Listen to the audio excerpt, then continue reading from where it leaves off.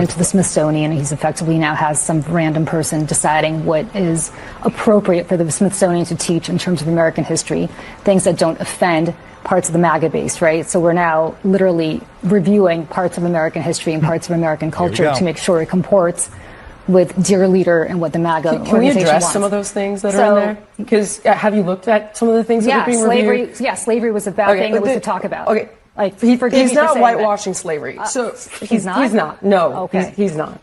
And you cannot tie imperialism and racism and slavery to just one race, which is pretty much what every single exhibit does. But let's talk about the fact that when you look at slavery, let's talk about the fact.